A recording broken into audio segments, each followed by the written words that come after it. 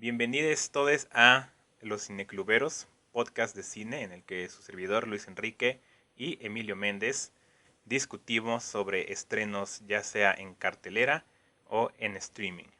En esta, bueno, Emilio nos va a contar de qué películas vamos a hablar en este capítulo. Es correcto, pues hoy vamos a tener una discusión doble de dos películas que curiosamente tienen bastantito en común Ujú. y una es Babylon de Damien Chazelle y la otra es Los Fableman de Steven Spielberg, ¿no? Lo cual de hecho va a ser un agasajo, Sí. pero pues ya habiéndolo antecedido, pues ¿por qué no nos comentas qué te pareció? Pues primero Babylon, mi buen Luis.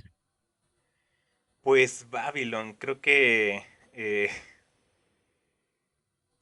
no sé qué con esta película, qué tiene que la ha hecho tan especial para mí. De hecho, creo que he tenido como una forma de procesarla muy extraña. Creo que la primera vez que la vi me gustó muchísimo. La segunda vez que la vi le bajé un poquito, como que dije, eh, habían cosillas por ahí que dije como de, bueno, como que la había inflado de más.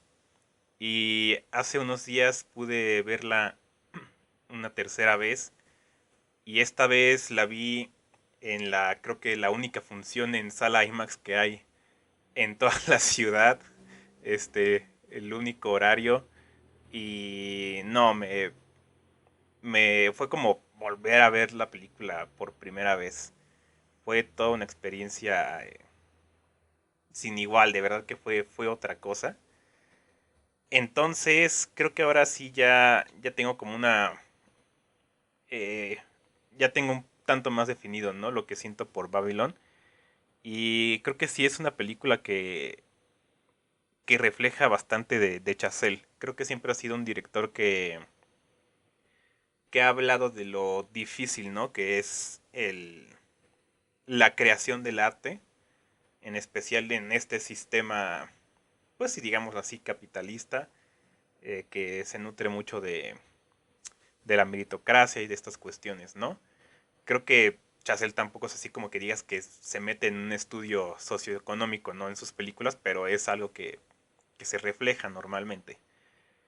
Y creo que Babylon es el punto en el que él ya por fin se pelea consigo mismo, ¿no? Entre esta cuestión de qué tan, qué tan bueno es el hacer cine cuando detrás de hay cosas terribles. Y ya no solo lo que es lo que muestra en esta película, ¿no? Que todo lo que pasa detrás de hacer grandes películas, pues llega a niveles muy malos, ¿no? Que no sé si es totalmente realista de esa época de los 20 o no, pero bueno, el punto está ahí, ¿no? Y creo que al día de hoy todavía pasan cosas terribles para que se realicen películas. Y pues es eso, ¿no? Creo que se me hace muy interesante que Chazelle se pregunta eso, ¿no? Que si sí vale la pena hacer el cine cuando detrás hay tanto sufrimiento, no solo como artista, ¿no? Sino de todas las personas y que también te confronta uno como espectador, ¿no? O sea, vale la pena ver estas cosas sabiendo todo lo que hay detrás. Entonces creo que, no sé, creo que me parece una idea muy interesante que, pues por lo que he visto, por el recibimiento de la película, pues no ha sido del todo bien, ¿no? Y me parece extraño. O no sé, a la vez digo, qué bueno, ¿no? Porque así la mantenemos viva con la discusión. Pero sí, a mí creo que me ha llegado a encantar Babylon. Nice.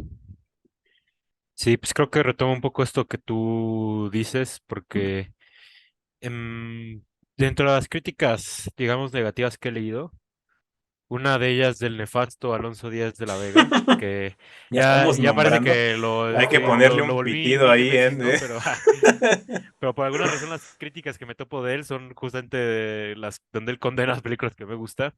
Y que digo, está muy bien, qué bueno que, como tú dices, que haya discusión alrededor. Pero pues mi problema es cuando leo una crítica y no veo lo que el crítico dice en la película, ¿no? Y es que justamente él dice que idealiza esa época de Hollywood y yo dije, idealizar cuando muestra gente muriendo y ese nivel de precariedad y casi que de miseria, o sea, mm, no sé qué tanto podría validar tu lectura de la película cuando yo también lo veo como una representación decadentista de Hollywood, ¿no? En cuanto a esto que tú preguntas de qué tan real es, yo cuando hablo de Babylon, me gusta mencionarla como una reimaginación como de esa época. Porque yo, o sea, aunque yo tampoco sé, o sea, qué tanto sí es verídico lo que estamos viendo, siento que está más inclinado en la hipérbole, a Ujú. tal grado que incluso hay veces que se vuelve una caricatura esta película, lo cual de hecho yo aplaudo. Em, Sí, como que sí está esta cuestión que tú mencionas, ¿no? Los tratos y las cosas inhumanas que podía llegar a pasar en un set de rodaje. Y bueno, y también lo que le pasaba a ciertos artistas, ¿no? Cuando son desechados Sí, de la industria, cuando esta cambia, ¿no? Porque Babylon, ante todo, creo que es una película que habla de la historia cíclica que existe en Hollywood, ¿no? De que de repente hay una persona buscando la fama, la obtiene, tiene un periodo prolífico, pero él no sabe, digamos, mm, ¿cómo decirlo? Ser alguien que mantenga sus recursos, ser algo imprudente, y entonces tiene que llegar a su caída, ¿no? Digo, no le pasa a todos. Y ahorita que hablemos de los Fabelmans, vamos a hablar del director que es el más millonario de la industria y que se ha mantenido así desde Tiburón. Pero, o sea, pues sí, hemos escuchado estos casos, ¿no? Y uno de ellos justamente fue uno de los principales directores, uno de los primeros directores más importantes de la historia del cine, que fue D.W. Griffith, que pues sí, él fue un director que de repente genera fortuna con películas como El nacimiento de una nación, pero para el final de su carrera lo había perdido todo, ¿no? Y así le pasa a estudios que fueron prolíficos y cierran, como la United Artists, ujú. o pues, y estudios que mueren y regresan, como no había visto, pero regresó Orión. Tiene pocos años que regresó Orión Sí, y Orión ya se había declarado en bancarrota, ¿no? Pero es una naturaleza cíclica, que de hecho es ahí cuando se emparenta un poco, bueno, un poco bastante. Ahorita creo que vamos a hablar de eso con Once Upon a Time in Hollywood, ¿no? Que mm, Once Upon a Time in Hollywood es esta mirada un tanto nostálgica, pero con entusiasmo a la vez de cómo se aproximaba la New Wave, la nueva ola a Hollywood, y esto implicaba pues el fin de géneros un tanto como muy inocentes, como el western ujú, y el musical, ¿no? Y entonces es eso, ¿no? Los géneros van, vienen y van, los estudios vienen y van, los actores vienen y van. La propia New Hollywood, o sea, si hubiera una secuela de Once Upon a Time in Hollywood también sería el fin del New Hollywood, ¿no? Y así estamos, ¿no? Ahorita está el auge del cine de superhéroes, que ya muchas veces se ha hablado que cuánto tiempo se va a mantener, pero estoy casi seguro que nadie piensa que va a ser eterno, o sea, en algún momento se va a acabar y la industria hacia dónde va es desconocido. Pero sí, básicamente de eso habla un poco tanto Babylon y Once Upon a Time in Hollywood, que son películas revisionistas. Ah, ya cuando hablemos de The Fabelmans también se van a empalmar un poco las conversiones, pero si ahorita hay una onda medio que ya se siente redundante con las películas revisionistas a la industria hollywoodense y las películas revisionistas a las vidas de los propios cineastas, pero creo que justamente cuando están bien hechas es cuando podemos empezar a decir por qué destacan, ¿no? Y sí. Babylon destaca, pues sí, por esto que tú mencionas de que es esta idea que tiene Damien Chazelle tortuosa del éxito, que, y como yo lo dije con Bardo, o sea, quien vea esta idea autocompasiva, francamente yo siento que no está viendo la película completa o está perdiendo por ahí unos matices. Porque sí, o sea, él te habla del éxito como algo tortuoso, como algo insano, de hecho, sí, pues, quien diga que Whiplash es una película que aplaude ese tipo de educación en una escuela, pues, no, yo creo que no va por ahí, ¿no? Sí, claro. Entonces, pues sí, esta película está ligada con esa idea del éxito insano y eso lleva a Chazelle a crear una experiencia que es desagradable en muchos sentidos, ¿no? Creo que algo que me gusta de Babylon en cuanto a la filmografía de Chazelle completa es que esta es la primera vez que él decide explorar lo verdaderamente grotesco y lo inquietante, ¿no? Para mí, de hecho, creo que las mejores escenas de esta película son esas, las que son grotescas e inquietantes. Y pues las que se van al exceso, ¿no? Es por eso que también yo aplaudo que Chazelle se vaya a la caricatura, porque pues, justamente eso le permite no quedarse en el realismo y pues meramente eh, poder utilizar más los recursos cinematográficos, ¿no? Entonces, pues es eso. O sea, a mí también me gustó mucho Babylon, aunque ahí sí yo lo estaba pensando hace poco y lo estaba pensando viendo la película, pero yo puedo admitir que sí, yo sí tengo una debilidad como por el cine indulgente y ya se veo con Bardo, ¿no? Que Bardo es como de, demasiado, demasiado, demasiado, demasiado. Y a mí me encantó Bardo, la fui a ver 4 veces, ¿no? Y Babylon, pues voy a ver cuántas veces la puedo ver, ahorita solo llevo una, pero sí, de hecho voy a ir a esa función IMAX que tú mencionas, que tú bien me avisaste de ella, Sí. entonces por supuesto que no me la voy a perder.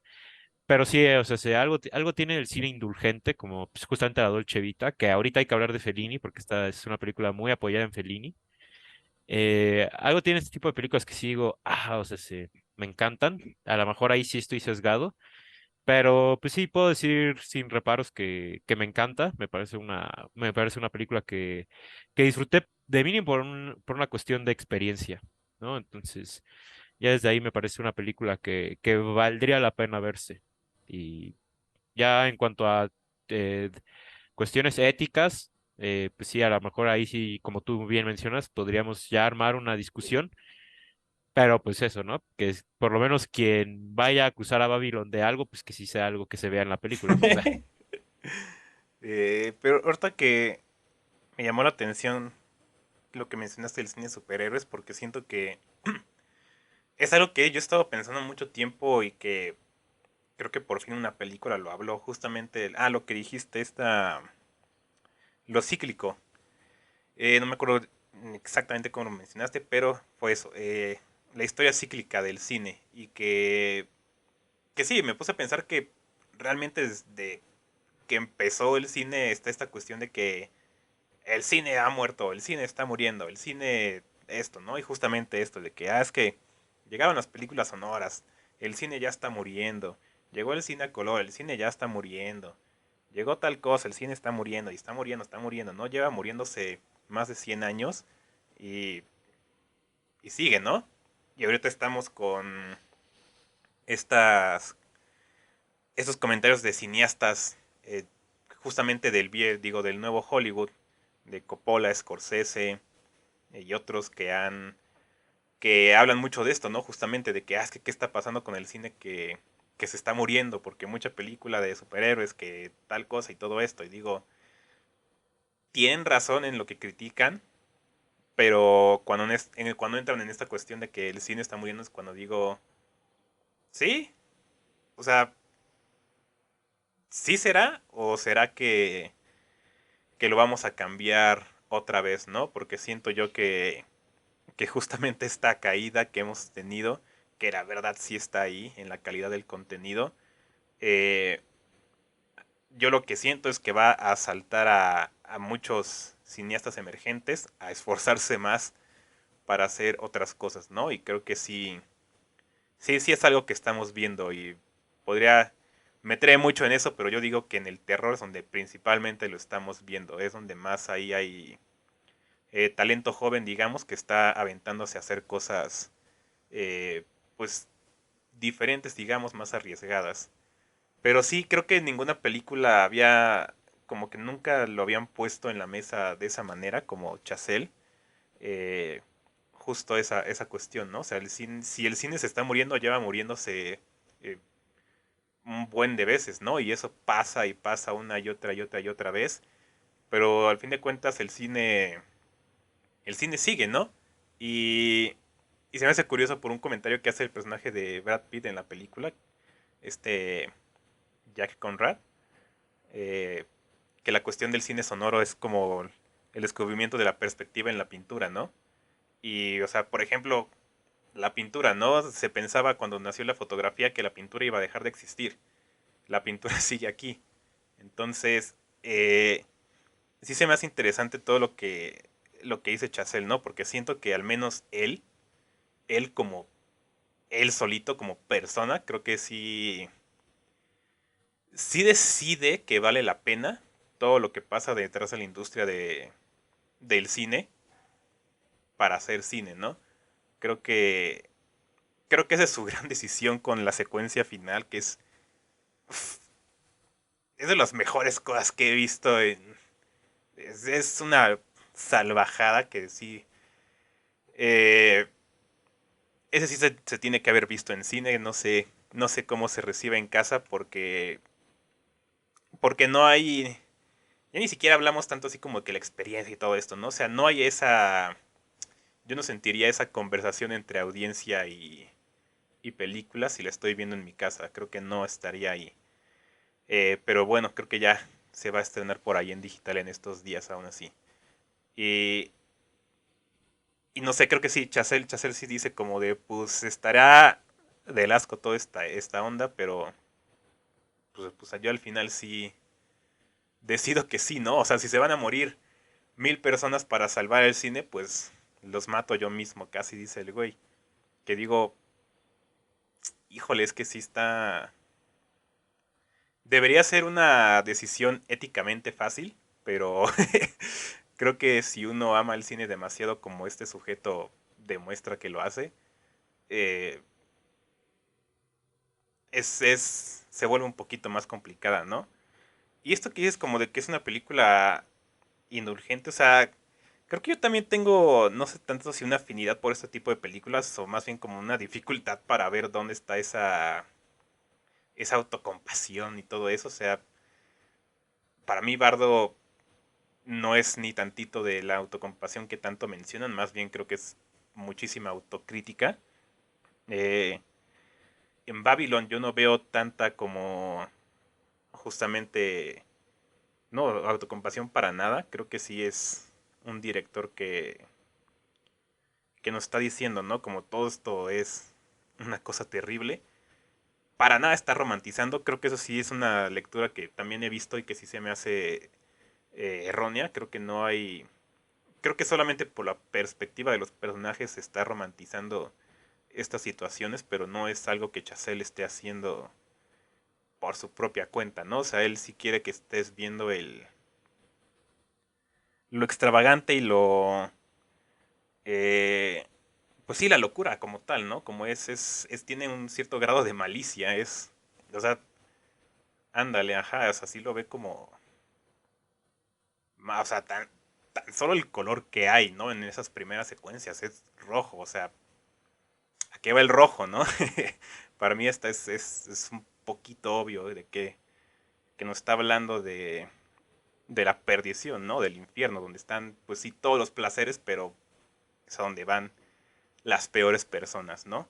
Y quisiera hablar también más de eso ahorita más, un poquito más adelante, porque creo que la película ha sido un círculo muy interesante en cuanto a eso, pero o sea, no sé, creo que sí, hablar de autoindulgencia con Babylon a mí, yo sí digo, ¿de dónde? No veo en ningún momento donde haya tantito de eso, ¿no? Creo que a lo mejor yo soy indulgente conmigo mismo, no sé, y por eso no reconozco a los demás, pero no, no sé, a mí no me pasa por la cabeza.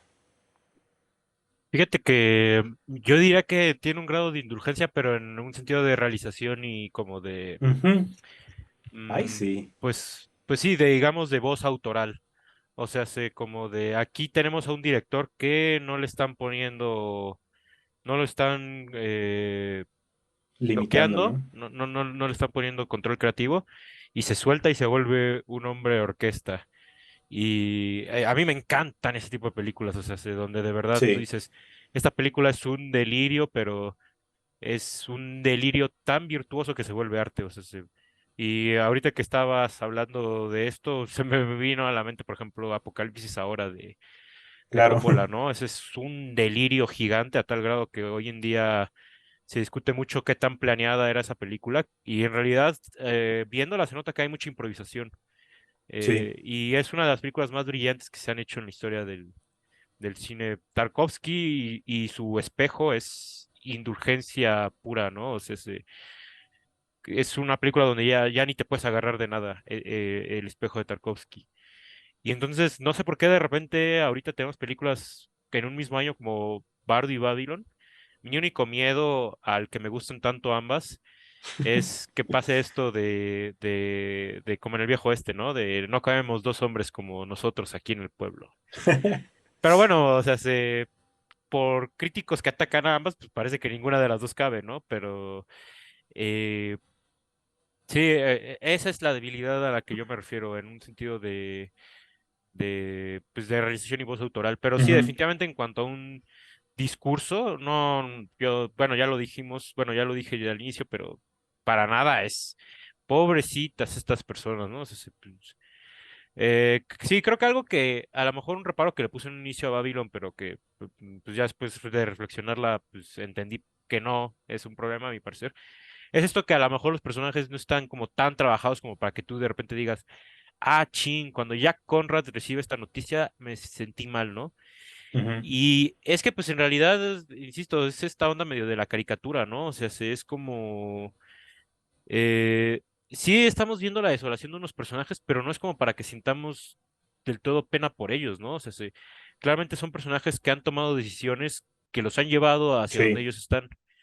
Y es que nuevamente yo creo que esta película habla mucho sobre cómo de repente, si tú tienes éxito y no sabes cómo administrar eso que vas ganando con los años, pues claramente te vas a la quiebra, ¿no? Y, o sea, se pasa en el cine, pasa en los deportes, pasa en la música que luego hay músicos que después los encuentras trabajando en tiendas de ropa, ¿no? Y es así como de, pero ¿cómo no das tours? ¿No? Entonces, o sea, el éxito es fugaz, ¿no? Y eso es una onda muy de Chazelle, es ahí cuando Sí. claramente no es algo que de repente se le ocurrió hacer en Babylon, es algo que está en Whiplash y está en La La Land. Pero también está en Fellini, que es tanto Babylon como Bardo son dos películas donde sus autores citan directamente a Fellini, ¿no? Bueno, aunque Fellini, a veces más que hablarte de que el éxito es temporal, te habla que el éxito a veces ni existe, ¿no? Y entonces es una celebración constante de la derrota. Es por eso que una de las secuencias más hermosas que existe en la historia del cine es el final de Ocho y medio, ¿no? Donde después de que este cineasta Guido no logra terminar su película, en vez de sentarse en una banqueta a llorar, todas las personas que ha conocido en su vida llegan al set y se ponen a bailar todos juntos, ¿no? Celebrando la derrota existencial del cineasta, ¿no? Y Chazelle celebra esta misma naturaleza finita del cine con un ensayo, ¿no? Con este epílogo que tú ya adelantaste, o sea, no estamos adelantando nada, o sea, Sí, no, no de qué ya saben sale, qué ¿no? pasa, o sea, no hemos dicho qué contiene, o sea, no nos estamos spoileando. Pero sí es un epílogo que, hay que decirlo, Chazelle haciendo epílogos son excelentes, ¿no? Aunque bueno, Whiplash termina en el clímax, ¿no? Pero Sí. esa última secuencia es de lo mejor que él ha grabado, ese número de Caravan.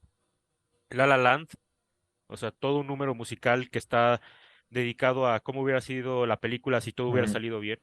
Y nos pasamos a Babylon, no por quererme saltar First Man, pero a esa no le veo tanto un epílogo. Bueno, igual y esa secuencia en la cabinita con Claire Foy, pero Mm, esa es más apaciguada, ¿no? Lo cual está muy bien. sí. Está muy bien. Ahorita que hablemos de Fablemans, yo voy a hablar de un cineasta que siento que se apaciguó y le vino súper bien.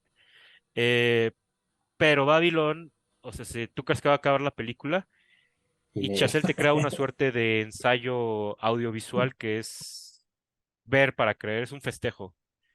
¿No? Entonces, sí, definitivamente decir que esta película es compasiva, es nostálgica, es como Nada, sí, de nostálgica neta, o sea, también.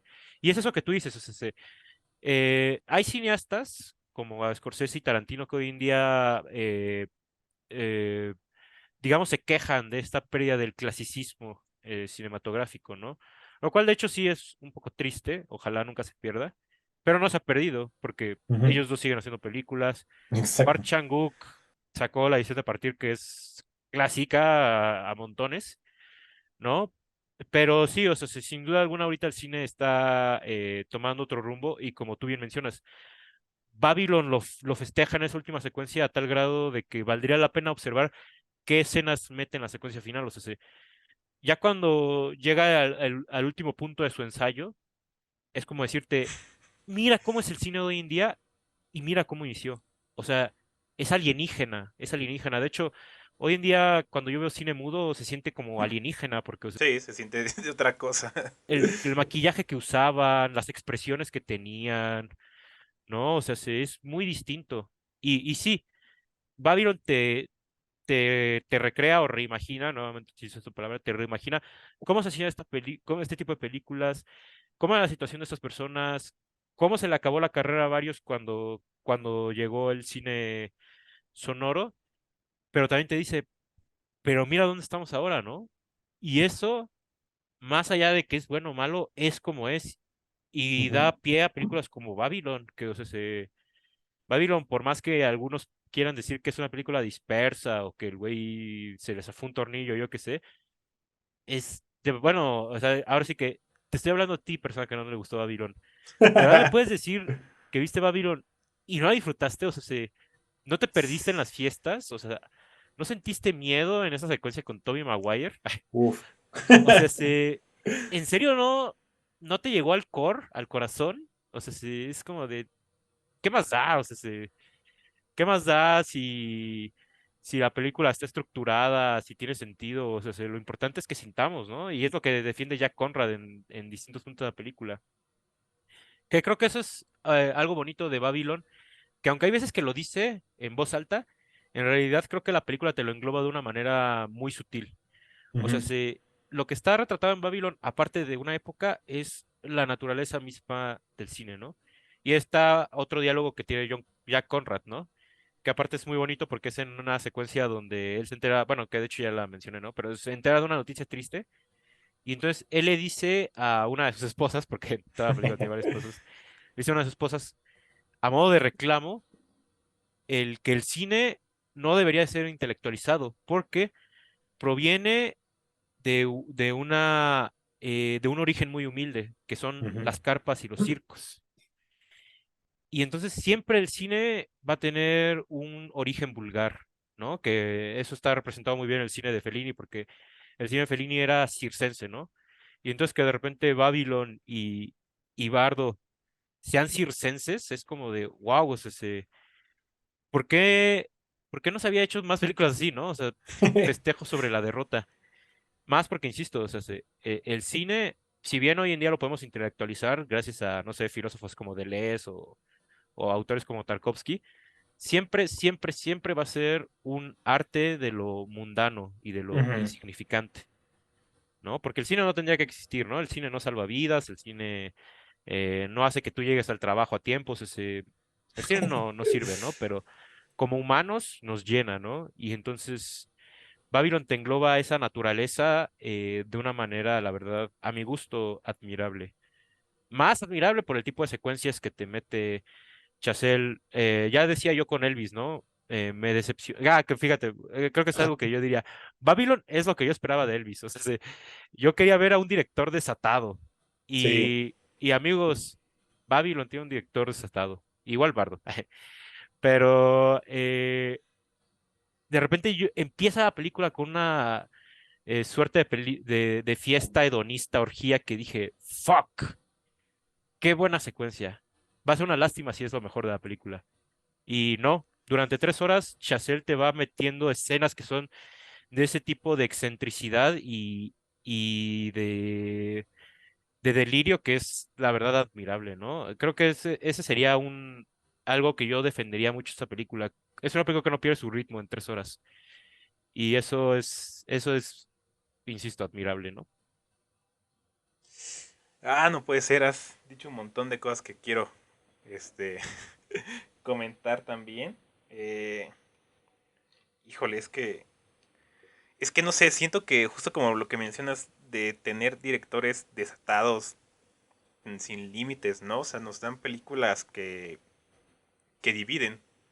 Y eso se me hace un fenómeno muy interesante porque siento que que no sé, es algo que pasa mucho. Creo que otra que más o menos dividió fue The French Dispatch de este Wes Anderson, que para muchos yo veía que también decían como es que ya llegó a niveles de autoparodia, ¿no?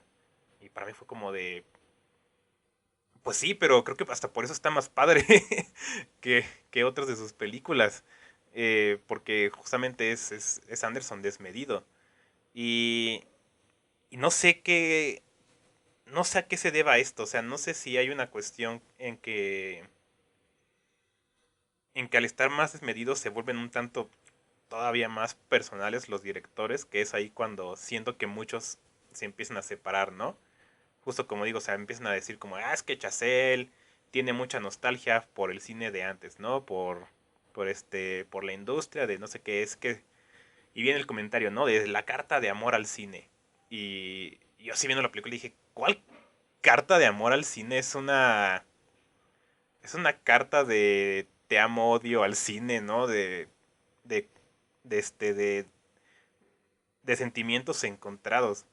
Ajá, de algo que es terrible, que no es para nada admirable, ¿no? Que no debería ser admirable, pero que al final del día pues nos llama muchísimo la atención después de todo. Y que, y no sé, a mí lo que también me gusta mucho de Babylon, y que creo que eso sí es algo un tanto personal, es que es un director que se admite a sí mismo que pues su tiempo llegará, ¿no? O sea, se le va a acabar este éxito que tiene Chazelle ahorita de ser de los directores más jóvenes en ganar el Oscar y no sé qué tantas cosas. O sea, se le va a acabar un día. Es más, yo podría decir que Babylon es el primer pasito, ¿no? Para esa caída de la gloria. Si no es que muchos ya hasta consideran First Man como ese paso, porque también no fue una película que haya sido así recibida universalmente, ¿no? Como lo fue la La Land y Whiplash. Pero creo que sí se me hace interesante que mientras más personal se hace un director, más detractores se ganan, ¿no? Porque creo que, pues sí, creo que es mientras uno más se desenvuelve, pues se hace más fácil poder, eh, pues estás más abierto, ¿no? Y estar más abierto significa que estás más vulnerable y la gente obviamente se va a aprovechar de eso para encontrar en qué pelearse. Y digo, está bien, porque así Babylon creo que va a trascender muchísimo. O sea, no es una película que se nos vaya a quedar aquí. Yo espero que en unos años, o de por sí ya ahorita que llegue a renta y todo eso, digital, y que llegue a alguna plataforma de streaming y que la gente la vuelva a ver, espero que la gente empiece también a decir, no manches, ¿de qué nos perdimos aquí? ¿Qué no vi? ¿Por qué no noté esto? ¿Por qué no leí esto así? Eh, Esa es mi premonición, digamos, de cuál va a ser el efecto de Babylon a corto o largo plazo. O sea, creo que es una película que se va a revaluar en todo sentido, porque tan solo el hecho de que muchos pensaban, ¿no? Que iba a ser de las grandes para la temporada de premios, y ahorita pasó creo que con 3 nominaciones, algo así, y cuestiones técnicas. Ajá, sí, la música. Que yo espero que la gane porque esa música, ese Justin Horwitz se supera, pero o sea, de una forma que no manches, o sea, sí, entonces es increíble. Eh, pero pues sí, para mí yo apunto a la reevaluación de Babylon, ¿no? Y que creo que es algo que también habla la película, ¿no? Y se me hace muy, muy bonito que se ve muy, casi todo esto se ve en el personaje de Jack Conrad, ¿no? Porque creo que es como el personaje que ya estaba establecido y el que se va de la industria, ¿no? De una manera más eh, silenciosa, digamos. Y, y es esto que le dice la periodista que en 50 años un niño va a ver una película de él y va a sentir que lo conoce como un amigo, ¿no? Y eso dije, no manches, o sea, pues neta que sí. Uno ve películas de actores que ya están muertos y es como de, ay, güey, el James Dean mi amigo personal, ¿no? Se siente esa, ándale, o sea, se siente esa cercanía y yo creo que, yo digo que Babylon va a ser una película que se va a revaluar con el tiempo porque algo va a pasar en el cine en estos años que yo digo, o sea, como dije, o sea, está cambiando, ya se está poniendo en marcha un cambio muy fuerte en la industria. Algo va a pasar y de repente la gente va a decir, oigan, eso lo advirtió Damien Chazelle en Babylon. Es más, yo voy a ser el primero que lo va a decir. Acuérdense de Babylon, acuérdense de ese epílogo que justamente nos decía eso. El cine cambia, cambia y cambia y, y los demás pues se quedan o se van, ¿no? Por eso decía que me gusta que Chazelle sea consciente de esto, ¿no? Que pues él es una piecita en todo el juego del cine, ¿no? O sea, él es una cosa minúscula a comparación de todo lo que embarca a la cinematografía, ¿no? Él viene de paso, se va a ir y se nos va a olvidar o no. Espero que no. Eh, pero es eso, ¿no? Creo que sí, creo que no es para nada una película nostálgica, no es para nada una película, este, creo que es, bueno, sí, más bien sí es autocrítica eh, de una persona que se está admitiendo, ¿no? Que su arte es más grande que él y es lo que va a trascender, él se va a morir y ya, y ya fue, ¿no? Pero al menos las películas van a existir un buen rato y que, pues ese es su valor, ¿no? Creo que yo con eso ya voy casi terminando mis comentarios de Babylon. No sé si quieras tú decir algo más. Igual nomás, en mi caso sí, para un cierre meramente, pues, o sea, ahora sí que de entrada Dorime, de lo que acabas de decir, o sea, siempre mi apuesta hacia las películas incomprendidas es que el tiempo las va a revalorizar. Sí, Hay varios ejemplos de la película que no estuvo nominada al Oscar, de la película que fue un fracaso en taquilla, que llegó a la quiebra a Sí. tal director, a tal compañía, pero que el tiempo termina adoptando como una gran obra maestra, ¿no? Y obviamente lo digo por las dos películas que empiezan con Ba, que es Babylon y Bardo, ¿no? O sea, Sí, es cierto. me dio tristeza ver que Bardo no estuvo nominada a película extranjera y Babylon no estuvo sí, en película. Pero bueno, también yo dije, ciertamente que no las haya nominado al Oscar también las hacen medio más de culto, pero pues vamos, las dos agarraditas de la mano, digo, no sé si Iñárritu tenga afinidad por Chazelle y viceversa, pero ciertamente las dos medio agarraditas de la mano siento que se van a volver grandes películas y pues es eso, es que las dos son grandes experiencias, ¿no? Y creo que la audiencia sabe adoptar ese tipo de gestos. sí, Eh, Sí. el, el otro día, no sé si conté esta anécdota alguna vez, pero cuando fui a ver la de Black Panther, me acuerdo que y vi a dos tipos caminando con el póster de Bardo en las manos, ¿no? El que te daba Cinépolis. Y de repente, y era de noche, así, de hecho fue medio extraño, pero era de noche y ellos dos iban caminando y de repente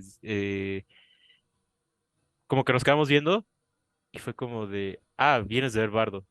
Y ya nos pusimos a hablar y ellos era como de, sí, la estamos viendo por tercera vez y es así como de, o sea, ¿por qué hay gente que aprecia a Bardo de esta manera y se ve como súper aplastada por las críticas negativas, ¿no? Y siento que lo mismo está pasando con Babylon. O sea, ¿por qué hay gente que nos Sí. gusta así Babylon y nos vemos aplastados por las críticas negativas? O sea, igual y el tiempo va a redimir ese tipo de cosas. Pero pues es eso, ¿no? O sea, la verdad, creo que son grandes experiencias y eso es lo más importante, más allá de qué premios vayan a recibir. exacto. Pues sí, creo que a mí sí se me quedan muchísimas cosas que decir de la película porque creo que pues es una épica de 3 horas, ¿no? O sea, por mí podríamos hablar 3 horas de ella. Eh, pero pues también hay que darle su espacio a a la siguiente película, ¿no? Entonces, Emilio, ¿qué te pareció The Fablemans de Steven Spielberg? Pues ahora sí que justamente aprovecho esto que tú dices, darle un espacio porque creo que vale la pena darle un espacio a The Fabelmans porque también es maravillosa. O sea, Sí, Sí. la verdad, creo que esta es de esas ocasiones en que las dos películas que estamos comentando están a la altura, ¿no? Y es una altura de casi casi que de obra maestra. Entonces, pues no sé, o sea, Babylon y Fabelmans son distintas, pero las dos me parecen excelentes. Y sobre todo digo esto porque las dos hablan de la naturaleza del cine, ¿no? Ya ujú, Ujú, decíamos que Babylon es lo vulgar, lo monstruoso, lo desagradable, lo decadente. Y The Fabelmans es básicamente Spielberg llegando a la quinta esencia de su cine, ¿no? sí, Y su cine, como siempre se ha sabido, es el mayor exponente del cine de entretenimiento, que ujú. es escapismo y ritmo y saber dirigir la mirada.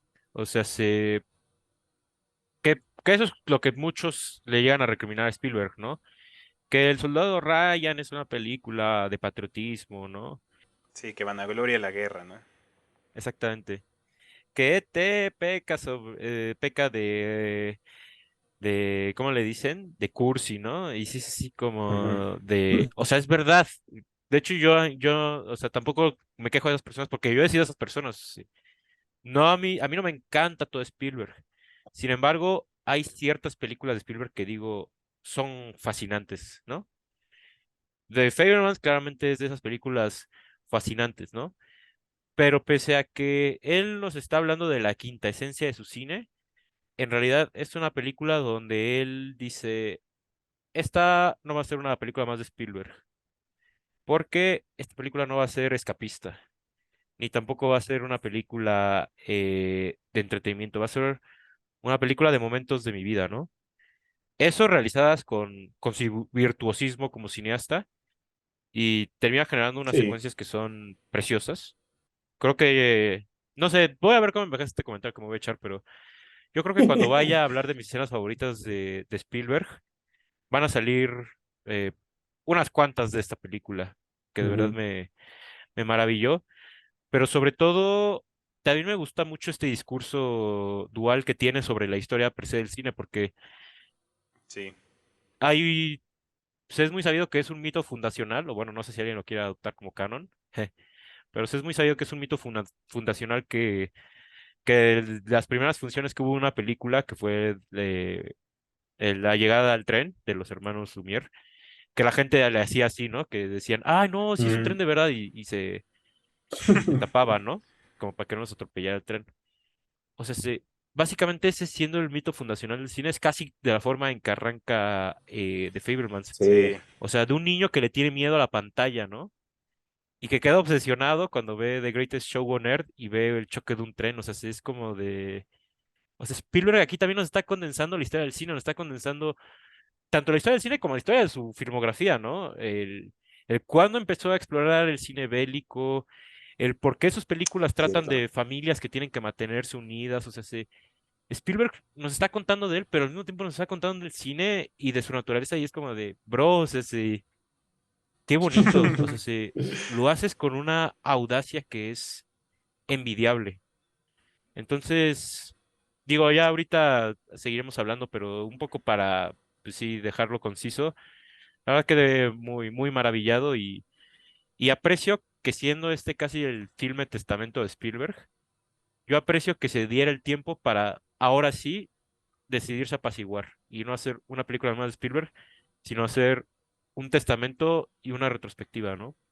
Y para mí, creo que ya lo dije hace ratito en Babylon, pero para mí The Fabelmans sí se destaca dentro de estas películas que son revisiones del pasado de cineastas. Y también se destaca como esa película que habla del cine, ¿no? Porque si bien ahorita ya es muchas películas que hablan de películas, ¿no? Es así como de, Ujú. ay, ya, el cine tendría Sí, que sí, sí. reflejar la vida misma, ¿no? El cine mismo, ¿no? Pero es que Spielberg lo hace de una manera que también habla de la vida misma y es, la verdad, muy, muy bonito. pues, híjole, qué bueno. Ahora sí estamos muy a la par en este capítulo con ambas películas, porque igual, eh, sí, de Fablemans, o sea, no sé, siento que a mí no me llamaba tanto la atención. A mí tampoco. Y sí, como que entrando a verla, o sea, sí me maravillé luego, pero a la vez sí pensaba como mucho de, otra, bueno, o sea, sí está padre, pero está bien hecho, pero es otra vez esta cuestión de el amor al cine y no sé qué, y que morrito siguiendo sus sueños, ¿no? Filmando películas con sus amigos. Así dije como de que, o sea, esto lo hemos visto ya millones de veces. Está hecho con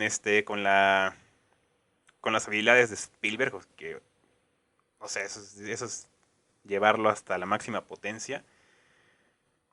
Y no sé, sentí que fue un tanto a propósito, ¿no? Como que empezar la película en este tono tan amigable con el cine, ¿no? De que, ay, mira cómo filma el niño el choque del tren, ¿no? Cómo hace el niño películas de vaqueros con sus amigos, ¿no? Eh, con sus hermanas y todo esto, ¿no? O sea, ahí está padre, pero a mí cuando me empezó así, de verdad, a sentir lo que es The Fablemans, lo que quería llegar Spielberg, pues es cuando empieza a hablar de sus padres. Y, y ahí justamente te empiezas a dar cuenta, ¿no? O sea, es como, no sé, o sea, bueno, o sea, así con toda la película, así a lo largo, yo empecé a pensar como de, Dios mío, esto ha pasado en tantas películas de Spielberg. O sea, en muchísimas, de sus películas, por ejemplo, E.T., que ya mencionaste, esta cuestión de que la mamá de estos niños, el esposo está en otro, o sea, están separados y el esposo ya se consiguió a otra mujer, ¿no? Y viendo The Fablemans es como de, ah, caray, o sea, esto no salió así nada más, pues porque sí, ¿no?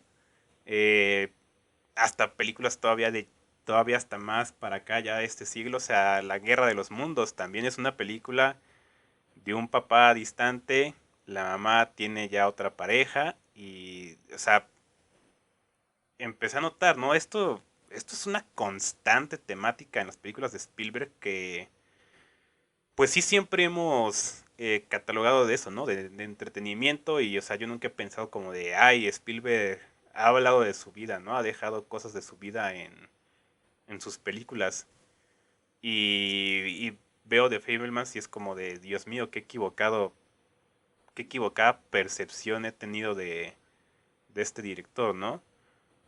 Que sí me gusta mucho, pero, o sea, yo nunca consideré que él hiciera películas personales, que hablaran de cosas personales y resulta que sí, resulta que siempre ha estado poniendo esos temas en la mesa en sus películas, aunque ni siquiera las escribe él muchas veces. De hecho, creo que no había escrito una película como en 30 años, algo así, o sea, hasta ahorita con The Fablemans. Y está nominado al Oscar también por guión ahora. Ajá, bueno, sí es cierto. Eh, y entonces, pues no, nunca me había pasado por la cabeza, ¿no? Lo personal que es Spielberg con sus películas, o al menos con muchas de ellas. Y bueno, ya The Fablemans como tal, o sea, como decía, o sea, al principio es como mucho de que amor al cine y no sé qué, y de repente te lo cambian, ¿no? A que un poquito igual que Babylon, ¿no? O sea, detrás del cine hay muchas cosas que no son agradables, no son bonitas, no es un proceso, eh, pues sí, que digamos que es fácil, no es bonito, ¿no? Y esto como que lo engloba un poquito más a la vida de una familia y pues te lo pone así, ¿no? O sea, el cine sí podrá hacer una cosa como para irse a escapar y todo esto y sería muy padre, pero pues también es algo que puede hacerte notar cosas que a lo mejor quisieras no haber notado, ¿no? Y que es algo que le pasa al personaje Sammy, que así se puso Steven en la película. Entonces, o sea, a mí lo que me gustó de The Fablemans fue eso, ¿no? Que sí es una película que habla del cine en el cine, pero que también es una película que, al igual que Babylon, habla de todo lo pesado, todo lo difícil que hay detrás de hacerlo, ¿no? Y que pues no es una cuestión de solo agarrar la cámara y ya, ¿no? Creo que es algo que descubre, digamos, Steven o el personaje a lo largo de la película, ¿no? O sea, el cine no es nada más las imágenes y ya, ¿no? Es todo lo que hay detrás. Sí, exactamente. Creo que sobre todo es esta cuestión que tú dices de darte cuenta de cosas que estaban en tus narices, ¿no? O sea, Ujú, quien ya la haya visto sabrá qué escena es, ¿no? Pero diciéndolo de manera un poco críptica para quien no la haya visto, pero sí hay una secuencia bastante notable donde Sammy está revisando una película que estaba grabando, donde él estaba allí, obviamente, pero ves hasta que la edita que se da cuenta, esto estaba pasando en el fondo, ¿no? Ujú, Y es que ahí de lo que nos está hablando Spielberg, que va a ser un poco insistente con esto en distintos puntos de la película, pero es una insistencia que vuelve más fuerte el tema, es sobre la importancia de la mirada en el cine, tanto de lo que vemos y y no vemos, ¿no? O sea, se pasa más adelante, casi en el último lapso de la película, donde él hace un video de sus compañeros de escuela en un viaje que ujú. tienen, y a uno lo engrandece, mostrando ciertos momentos de él, y a otro lo muestra deplorable, mostrando ciertos momentos de él, ¿no? Y eso pues causa una reacción en todos sus compañeros de ese lugar, ¿no? Es muy bonito pensar eso, ¿no? Por ejemplo, en qué se omite y en qué se muestra, ¿no? Y esta película creo que está tan bien contada, como todo el cine de Spielberg en realidad, pero está tan bien Ujú, contada que incluso sí, es verdad, el núcleo de esta película es Sammy y la relación con sus padres, ¿no? Y yo llegué a pensar muchas veces, es muy interesante, pero cuando no vemos a los padres de Sammy, nos sigue contando la historia de sus padres, o sea, es como sí. de, sigue siendo ese retrato familiar, ¿no? O sea, a mí siempre me va a marcar, esto ya es medio anécdota, entonces agarren sus palomitas, pero yo una vez tomé un curso que se llamaba Iniciación al Cine, con un documentalista que se llamaba José Ramón Miquel Jauregui. Y de hecho el curso era meramente eso, o sea, era una iniciación al cine, te explicaban qué hacía un director, qué hacía un guionista, qué hacía el asistente del director, qué hacían todos, ¿no? Y pues era medio explicar que eso, pues el cine en resumidas cuentas, ¿no? Y entonces este tipo lo que hacía cada clase es que de repente nos ponía una película, ¿no? O nos ponía una escena de películas.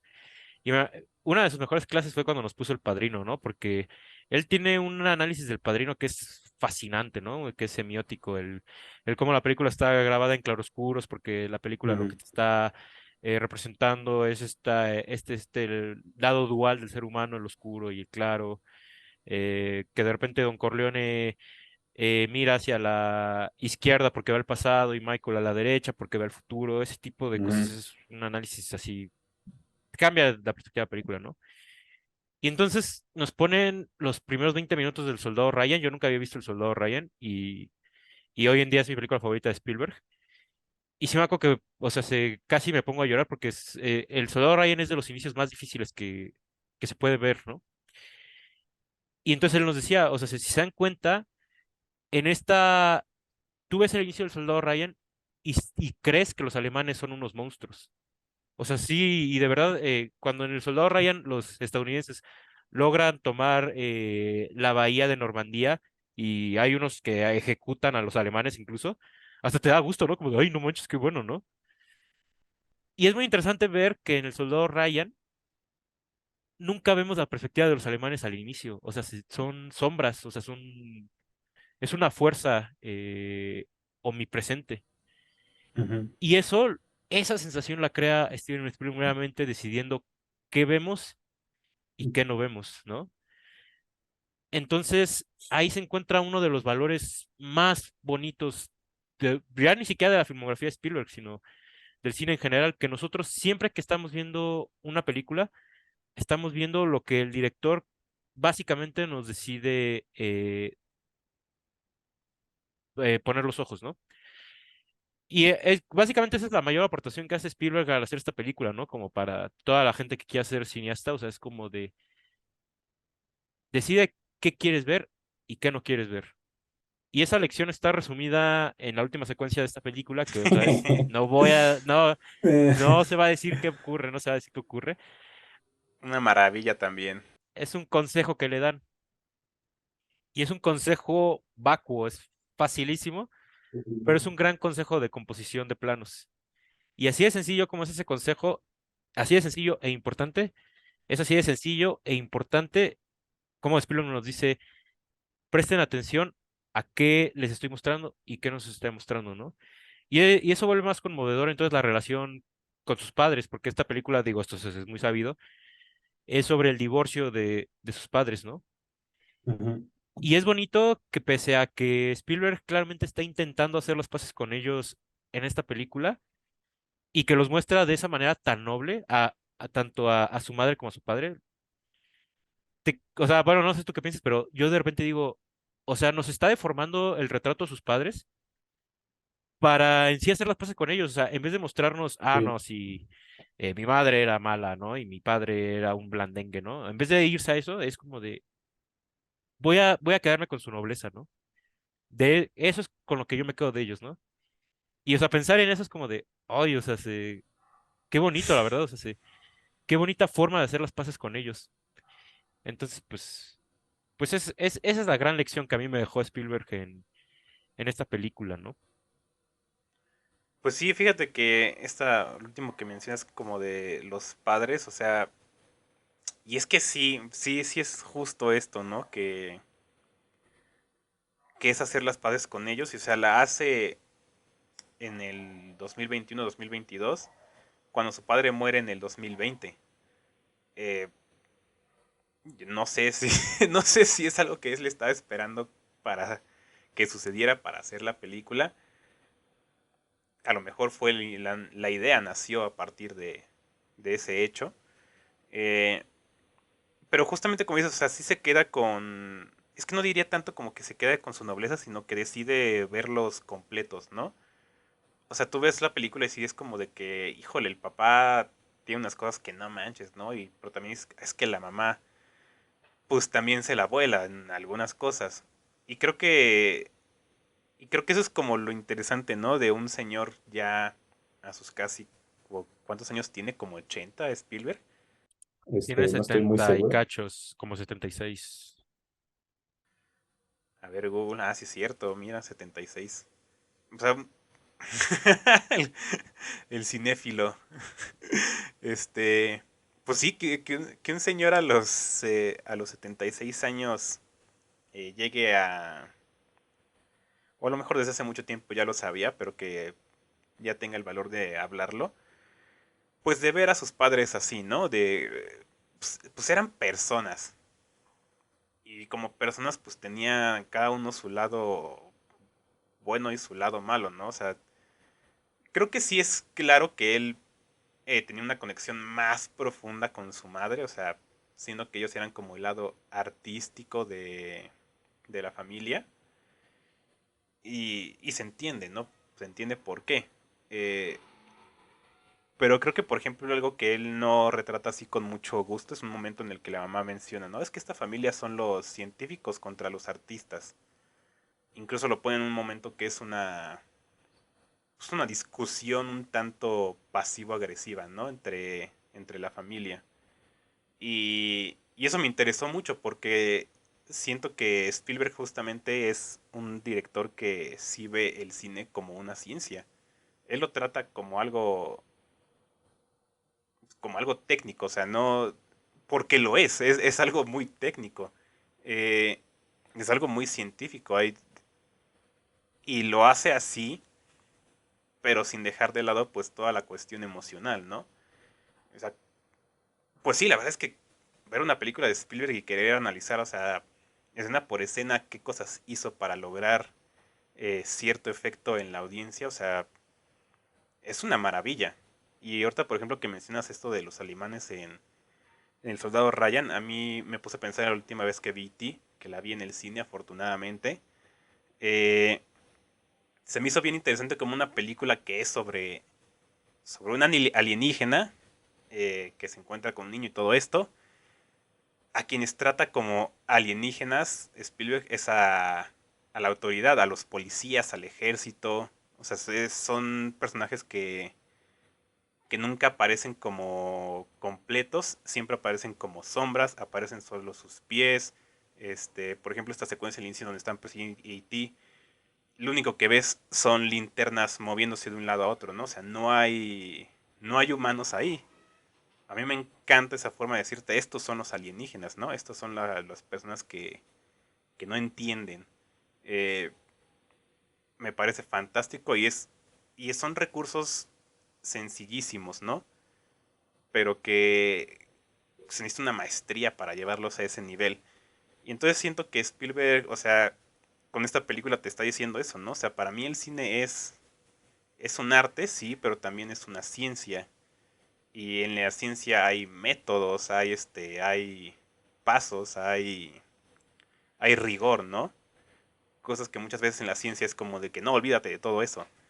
Pero pues él dice, no, o sea, se necesita toda esta parte para llegar a hacer esto, ¿no? Y justamente a eso va ese consejo pequeñísimo, que uno hasta diría, pues, uno sí es capaz de decir como de que, pues sí, eso qué, ¿no?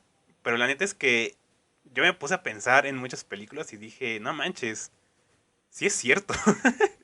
O sea, aplica esa regla que dicen al final. O sea, y si tú mismo aplicas hasta con una foto en celular esa regla que mencionan al final, te va a cambiar la vista para siempre. Es muy, muy, muy diferente. Entonces, se ve ahí, ¿no? O sea, ese arte del cine nace de ciertas bases rígidas, ¿no? O sea, sí hay esa, pues sí, como digo, esa parte científica. Y creo que a mí por eso me encanta The Fablemans. Creo que es una película de alguien que se acepta de sus raíces en todo sentido, ¿no?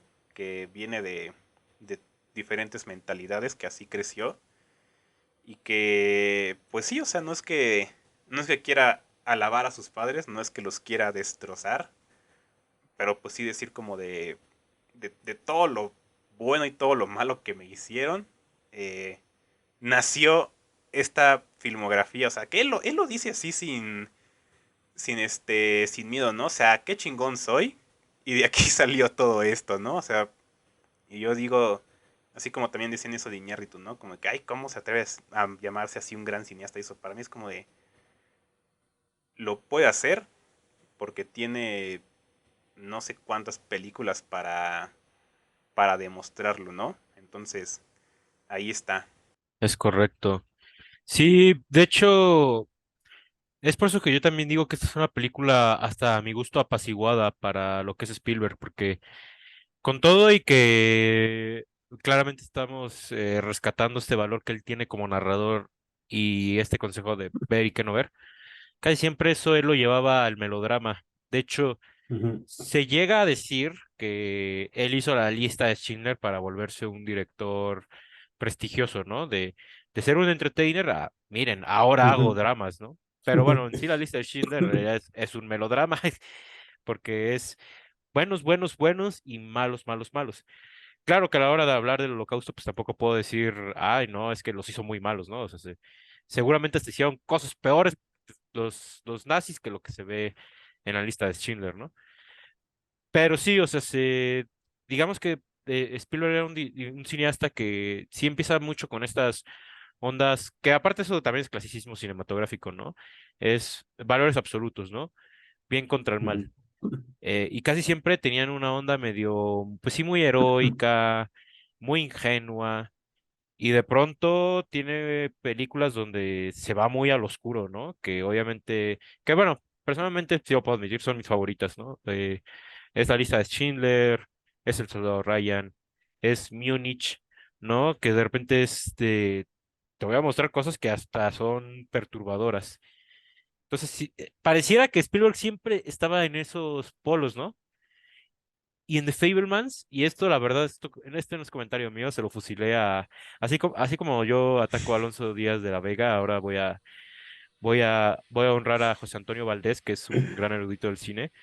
Le estoy robando este comentario, o sea, yo creo que The Fablemans es el punto perfecto para Spielberg, o sea, se empieza con una ingenuidad ingenuísima, que es un niño diciendo, no, la gente del cine es gigante, Ah, sí. y de pronto se pone a hablar de de huellas de dolor dentro de su familia, que es así como de, oh. Y nunca se va, a mi gusto, nunca se va ni al bueno, de hecho sí lo llega a hacer, pero lo hace tan bien que se lo perdono. De hecho, hay varias cosas de esta película que no se lo perdonaría a otras películas, pero aquí están Sí. tan bien ejecutadas que digo, y como tú dices, o sea, así como Spielberg puede decir, soy un gran cineasta y de aquí vengo, también yo puedo decir, ok, dota este momento de una dulzura que la neta es muy dulce, pero hazlo porque, o sea, ya me hiciste pasar por los otros matices, te lo ganaste, ¿no? También incluso esta secuencia que fácilmente se pudo haber vuelto muy autocompasiva, que es toda la subtrama de su escuela nueva, donde sus compañeros son antisemitas, lo que fácilmente pudo haber sido un engolosinamiento de pobre de mí, o sea, lo Sí, Sí, vuelve también una cosa, pues sí, es que no sé cómo es... decirlo, porque no quiero decir que el drama es bueno y el melodrama es malo, pero esta película está tan bien balanceada que todo lo de la escuela se queda en un drama meramente, o sea, es así como de, o sea, es muy seco hasta eso. Ese nivel de representación con el que de repente unos bullies llegan con un tipo y lo golpean así en seco es como, es seco, no muestran al tipo caído y todavía le ponen música triste, ¿no? O sea, es seco. Y para que Spielberg pudiera por fin desdibujarse del melodrama, que no es como que lo tuviera que hacer, eh, eso le da un aire muy distinto a esta película. Y es por eso que yo le tengo todavía mayor aprecio, ¿no? Así como a mí me gusta que un cineasta sea consistente con su obra, también me gusta que se dé oportunidades para hacer algo distinto. Y aquí eso hace que Spielberg haga, a mi gusto, unas de sus películas más especiales, ¿no? Y es por eso que parece que va a ganar el Oscar. La verdad, qué bueno. quién sabe. ¿Quién sabe? Si así fuera, yo estaría feliz. Yo también, o sea, creo que se lo merece como un testamento, pero también se lo merece pues por eso, ¿no? O sea, yo siempre he dicho Porque es es que excelente. el cine, el Oscar tendría que ser una manera de autorreconocimiento de la industria hollywoodense, pero donde se reconocieran obras culturalmente importantes y películas que demuestren a Hollywood como pues una industria en crecimiento, ¿no? O sea, suena muy vanagloriado, pero pues es una premiación, ¿no? Y esta película lo hace, esta película te dice, este es el esqueleto de una película hollywoodense, y aquí te la estoy diseccionando, ¿no? Te lo estoy abriendo y te lo estoy mostrando. Y obviamente eso lo hace con una historia muy bien contada y muy bien realizada, entonces perfectamente, este es un Oscar que sí daría gusto, la verdad, sí daría mucho gusto. Sí. Y ojalá, bueno, yo creo que ya estaremos hablando del Oscar en su momento, ¿no? Pero sí, sí se ve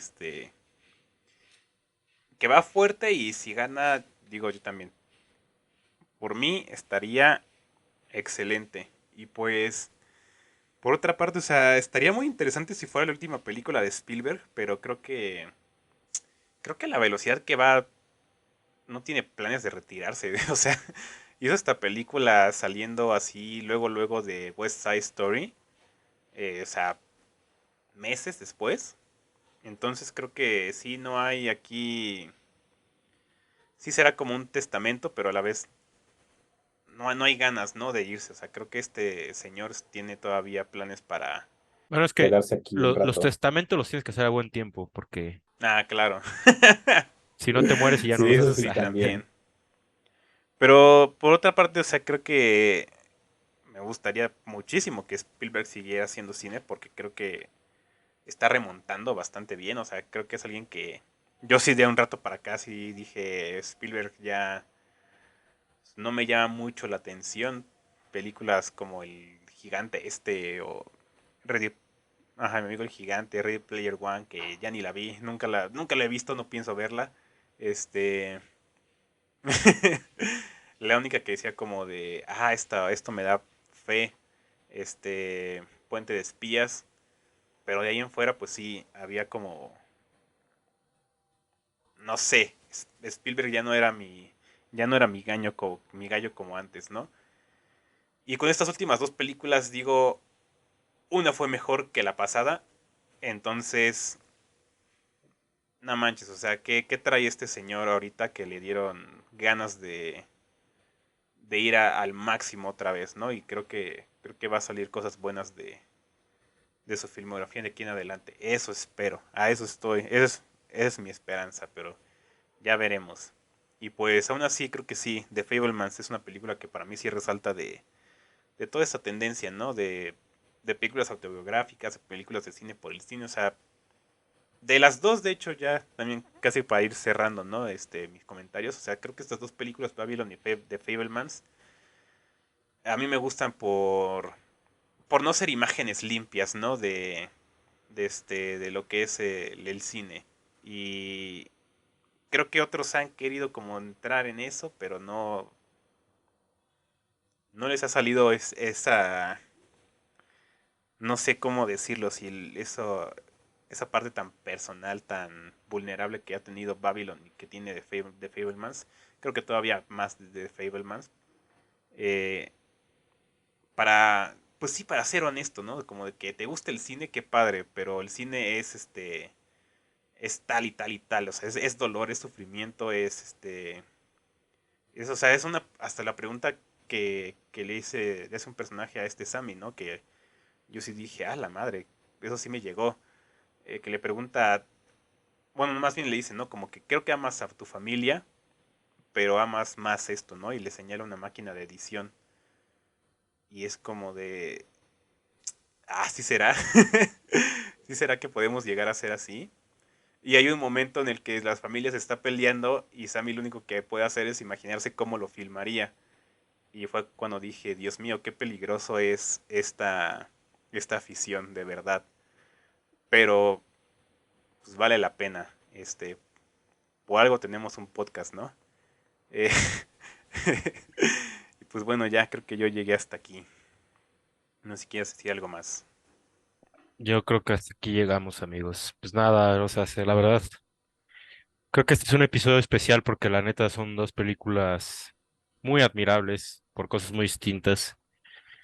Y pues sí, o sea, a lo mejor ya de repente ahorita sí estamos teniendo muchas películas del cine sobre el cine, pero cuando son con este grado de pasión, la verdad Ujú. es especial. Así es. Y pues ya, todavía están en el cine, entonces a verlas si no las han visto. Por favor, háganse el favor de ir a verlas. Y pues ya, gracias por escucharnos y nos vemos a la próxima. Hasta la próxima.